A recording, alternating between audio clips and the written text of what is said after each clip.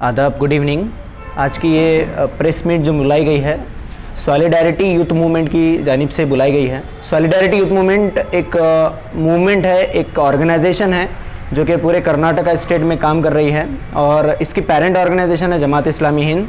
और ये जो मूवमेंट है सॉलिडारिटी यूथ मूवमेंट, यूथ्स के दरमियान में उनको जॉब एम्प्लॉयमेंट अपॉर्चुनिटीज़ के लिए गाइडेंस देना, फिर उसके अलावा जो है उनके अंदर अगर कोई गलत चीज़ें ड्रग एडिक्शन वगैरह है तो उसको काउंसलिंग करके उसको ख़त्म करना।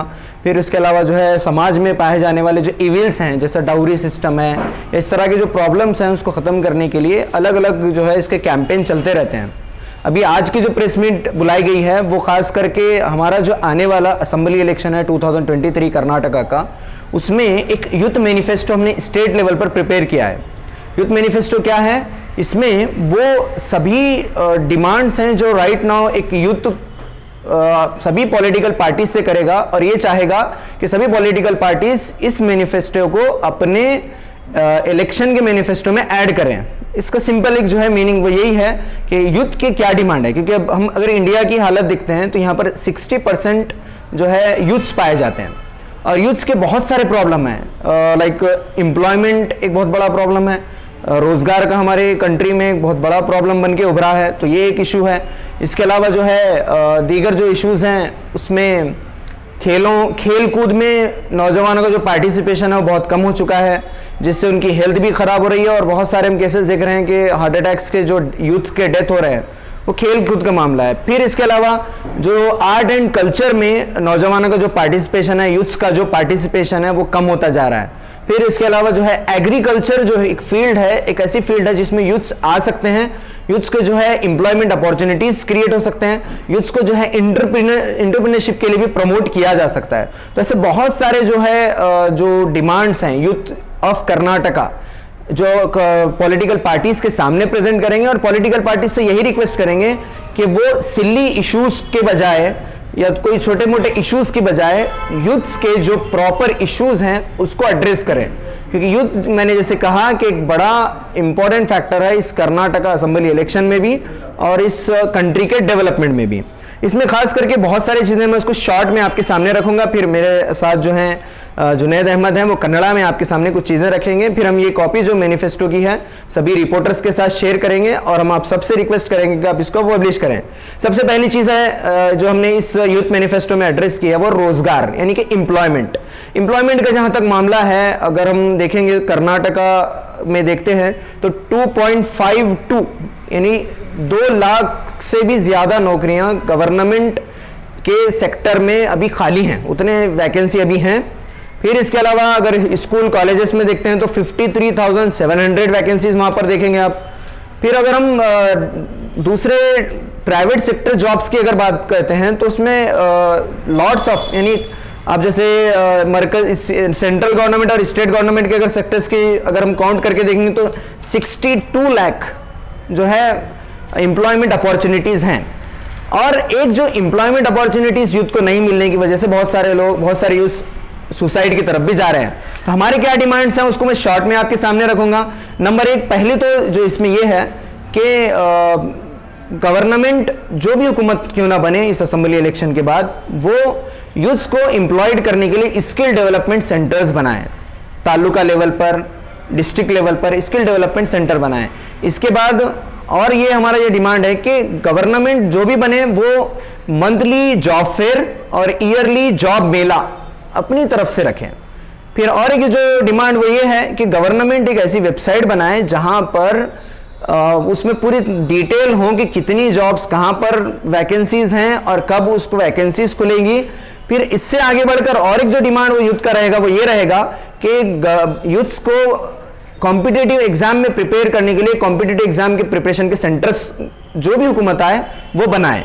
फिर इसके अलावा ये सारी चीज़ें हैं। और सेल्फ एम्प्लॉयमेंट को लेकर जो छोटे छोटे कारोबार वाले लोग हैं, ठेला बंडी चलाते हैं या दूसरे छोटे मोटे काम करते हैं, उनके लिए जो है गवर्नमेंट एक छोटे बगैर सूद के लोन दे, हो सकता है 25,000 हो या 40,000 हो, उनको जो है उसके बगैर विदाउट इंटरेस्ट उनको कर्ज मिले। फिर गवर्नमेंट की जो स्कीम है एम्प्लॉयमेंट की उसके तहत जो है हम देखते हैं इनक्यूबेशन सेंटर यानी उसके ट्रेनिंग सेंटर बेंगलुरु में ज़्यादा पाए जाते हैं, उस सेंटर को और ज़्यादा बढ़ाया जाए, पूरे कर्नाटका के हर जगह पर उसको लाया जाए। ये कुछ चीज़ें मैंने आपके सामने रखी हैं एम्प्लॉयमेंट के सेक्टर में, यानी कि एम्प्लॉयमेंट के लिए बहुत ज़्यादा अपॉर्चुनिटीज़ यूथ्स को दिए जाएँ। उसके बाद दूसरा जो हमारा हेडिंग है इस मैनिफेस्टो का वो है खेल, स्पोर्ट्स में हम लोग ये चाह रहे हैं कि हर तालुका लेवल पर एक अच्छी तरह से बना हुआ एक स्टेडियम हो, जिसमें जो है जिम की फैसिलिटी रहे, स्विमिंग पूल की फैसिलिटी रहे, और वो स्टेडियम लोगों की रीच से नज़दीक रहे। एक पॉइंट ये है। फिर दूसरा पॉइंट ये है कि जहाँ जहाँ पर भी ये जो स्टेडियम बन रहे हैं या बने हुए हैं, जो कुछ जगह पे वर्क बाकी है, उस वर्क को पूरा किया जाए। फिर अगर हम इस हमारे से कर्नाटका में देखते हैं तो दो स्पोर्ट्स बड़े मशहूर हैं, एक है क्रिकेट और दूसरा है फुटबॉल। क्रिकेट में अगर हम देखेंगे तो एक इंटरनेशनल लेवल फैसिलिटी का सिर्फ एक ग्राउंड हमको देखने में मिलता है, चिन्ना स्वामी स्टेडियम बेंगलोर। अभी और एक स्टेडियम मंगलूर में उसका वर्क स्टार्ट हुआ है।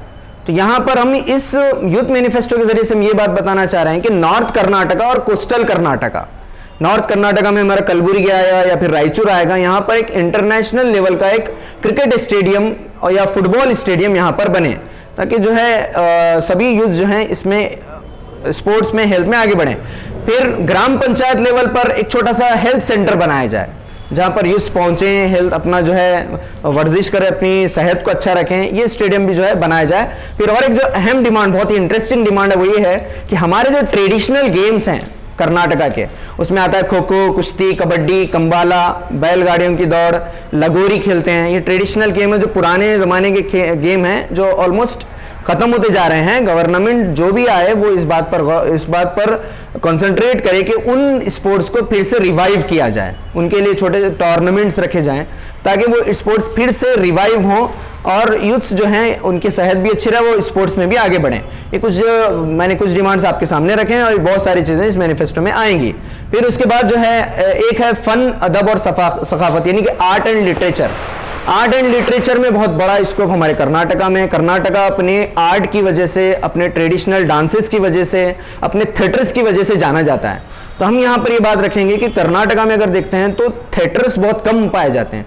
आपको एक दो थिएटर धारवाड़, बेंगलुरु वगैरह में मिलेंगे, लेकिन हम यहाँ पर एक इस मैनिफेस्टो के जरिए से हम ये बात कहते हैं कि हर डिस्ट्रिक्ट लेवल पे, तालुका लेवल पे एक थिएटर हो, थिएटर बनाए जाए जहां पर थिएटर आर्टिस्ट, एक्टर्स हों, वहां पर वो अपनी परफॉर्मेंस दे सके।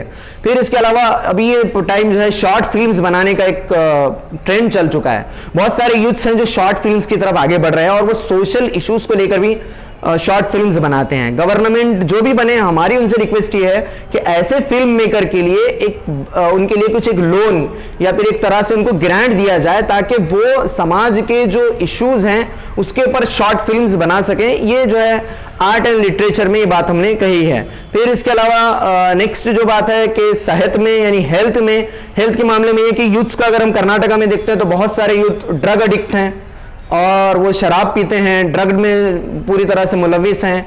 तो हम ये बात कहेंगे गवर्नमेंट को कि गवर्नमेंट इस मामले में बहुत ज़्यादा संजीदगी से गौर करे और 3 तरह के सेंटर बनाए जाएं। एक है डी एडिक्शन सेंटर, एक है अगर किसी को एडिक्शन हो जाए तो काउंसलिंग सेंटर उनके लिए बने, यूथ्स के लिए बने, वहां पर यूथ्स को लाया जाए और उनको काउंसलिंग की जाए और ड्रग एडिक्शन से बचाया जाए। और एक चीज ये है कि जो ड्रग माफिया आज हमारे पूरे कंट्री में काम कर रहा है या हमारे स्टेट में भी काम कर रहा है, उसके ऊपर उनकी पकड़ ज्यादा हो, उनको जो है कानूनी तौर पर बहुत मजबूती के साथ पकड़ा जाए और इस बिजनेस को खत्म किया जाए, ताकि स्टूडेंट की और यूथ की जो हेल्थ है वो अच्छी रह सके।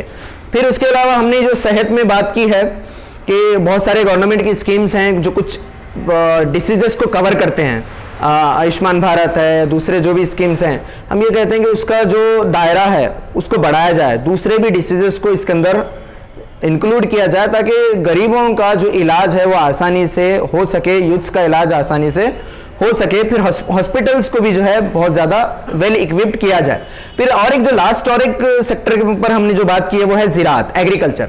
हम ये समझते हैं कि एग्रीकल्चर सिर्फ कुछ विलेजेस में होता है या कुछ ओल्ड पीपल करते हैं। हम ये उससे आगे बढ़ के ये बात करें कि यूथ्स को एग्रीकल्चर में आना चाहिए और यूथ्स को अगर एग्रीकल्चर में लाएंगे तो वो अपनी एम्प्लॉयमेंट खुद जनरेट करेंगे, क्योंकि उनके पास नए नए आइडियाज होंगे, वो पढ़े लिखे होंगे, फिर जब आएंगे तो नए आइडियाज के साथ आगे बढ़ेंगे।